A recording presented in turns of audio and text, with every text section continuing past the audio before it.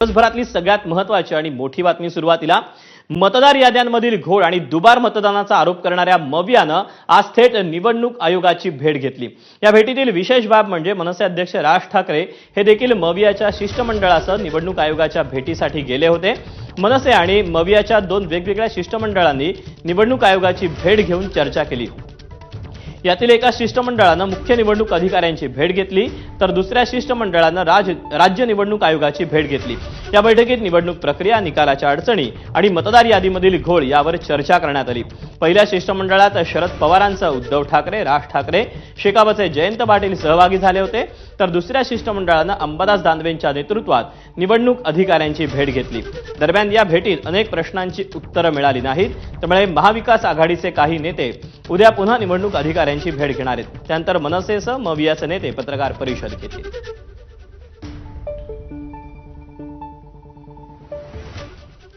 दरम्यान राज ठाकरे आणि उद्धव ठाकरेंनी निवडणूक आयोगाला कोणते सवाल विचारले आणि त्यावर मुख्य निवडणूक अधिकाऱ्यांनी काय उत्तर दिले आपण पाहूया।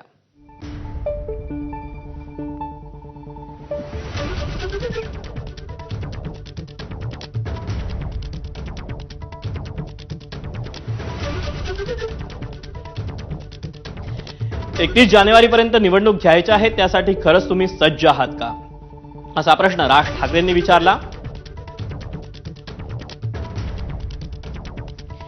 निवडणुका लागलेल्या नाहीत तर मतदार नोंदणी बंद का केली, राज ठाकरेंचा दुसरा सवाल। वयाची 18 वर्ष आत्ता पूर्ण करणाऱ्यांनी मतदान का करू नये, राज ठाकरेंचा तिसरा सवाल।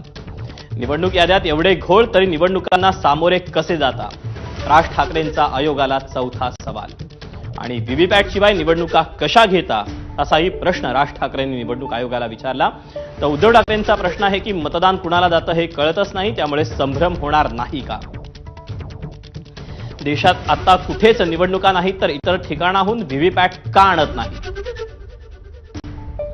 तर यावर आयोगानं उत्तर दिलेलं आहे। दुबार मतदार असेल त्यांना विचारलं जाईल की तुम्ही मतदान कुठे करणार। विरोधकांचे मुद्दे केंद्रीय निवडणूक आयोगाला कळवणार असल्याचं देखील निवडणूक अधिकाऱ्यांकडून सांगण्यात आलं।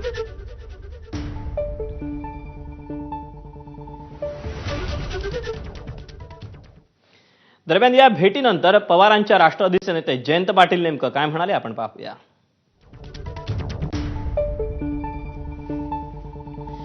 अनेक घरं अस्तित्वात नाहीत पण तिथे मतदार आहेत। खोटे मतदार लाखांच्या घरात आहेत, ही बाब त्यांनी निदर्शनास आणून दिली। आम्ही तुम्हाला काही दिवसात पुरावे देतो। एखादं सॉफ्टवेअर वापरून दुबार मतदार काढा, याद्या दुरुस्त करून निष्पक्ष मतदान घ्या, अशी मागणी जयंत पाटलांनी केली। तर महाविकास आघाडीनं निवडणूक आयोगाला काय निवेदन दिलं आपण तेही पाहूया। निवडणूक आयोगाच्या कारभाराबद्दल सामान्यांच्या मनात खूपच शंका आहेत। निवडणूक आयोग हा स्वायत्त आहे का, अशी शंका उत्पन्न होते। लोकसभा, विधानसभेला किती मतदार वगळले त्याचा तपशील का मिळत नाही, एखाद्या व्यक्तीचं नाव का काढलं गेलं ते त्याला का सांगितलं जात नाही। निवडणूक आयोगानं नावासह पूर्ण तपशील संकेतस्थळावर उपलब्ध करावा। ऑक्टोबर 2024 ते जुलै 2025 दरम्यान नावं वाढवलेली यादी अजूनही का प्रसिद्ध नाही, अशी विचारणाही त्यांनी केली। मतदार यादीवर अभ्यास करण्याचा प्रत्येक राजकीय पक्षाला अधिकार आहे। मतदार यादी लपवण्यात काही राजकीय छुपे हेतू, कुणाचा दबाव आहे का। आयोगानं स्वायत्तता दाखवली नाही तर कोण दाखवणार।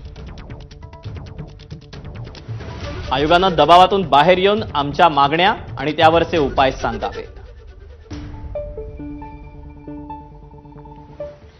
दरम्यान निवडणूक अधिकाऱ्यांच्या भेटीनंतर महाविकास आघाडीच्या नेत्यांनी काय नेमकं म्हटलं आपण पाहूया। सर्व प्रमुख नेत्यांनी जे प्रश्न मांडले त्याच्यावरती अधिक माहिती घेण्यासाठी, विचार करण्यासाठी निवडणूक आयोगाला वेळ हवाय। चर्चा अपूर्ण आहे। उद्या पुन्हा एकदा एकत्र भेटण्यासाठी म्हणजे दोन्ही आयोग राज्य आणि केंद्र हे एकत्रित या शिष्टमंडळाला भेटणार आहेत। म्हणजे चर्चा किती गांभीर्याने झाली, खोलवर झाली आपल्याला कळलं असेल।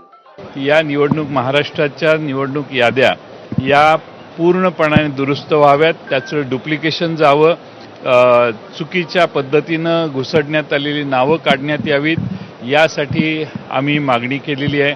दुबार नाव ही सगळ्यात भयानक आणि धक्कादायक उत्तर त्यांनी दिलं. एका बाजूला बिहारमध्ये SIR करतात ते, आणि इथं त्यांनी असं म्हटलं की दुबार नाव नोंदवण्यानंतर मला डिलीट करण्याचा अधिकार नाही. मग काय करणार तुम्ही? दोन्ही ठिकाणी करणार का? नाही म्हणे मग आम्ही त्या मतदाराला विचारू की तुला कुठे मतदान करायचंय. डिलीट का नाही करणार? डिलीट नाही करणार. सगळ्यात धक्कादायक आहे. वोट चोरी जी आहे ना इथून सुरुवात आहे. दरम्यान एकनाथ शिंदेंनी आणि चंद्रशेखर बावनकुळेंनी या भेटीवरून कशा प्रकारे टीका केली, टोमणे लगावले, तेही पाहूया. मी एवढंच सांगेन की महाविकास आघाडी नाही, ही महाकन्फ्यूज आघाडी आहे. एवढं कन्फ्युजन आहे की कोण काय बोलतंय त्याचं त्यांना समजत नाही, कोणाचा पायपूस कोणामध्ये नाहीये. त्यामुळे ही महाकन्फ्यूज आघाडी एकत्र आलेली आहे आणि राज्य सरकार जे या पद्धतीने आज काम करत आहे, शेतकऱ्यांना जी काही भरीव मदत दिली त्यामुळे देखील त्यांच्या पायाखालची वाळू सरकलेली आहे. पुन्हा येणाऱ्या स्थानिक स्वराज्य संस्थेच्या निवडणुकीमध्ये पराभव निश्चित झाला आहे. महाविकास आघाडीचे नेते हे पराभूत मानसिकतेमध्ये आहे. आतापासूनच पराभवानंतरचे नरेटिव्ह सेट करण्याकरता त्यांची ही तयारी आहे.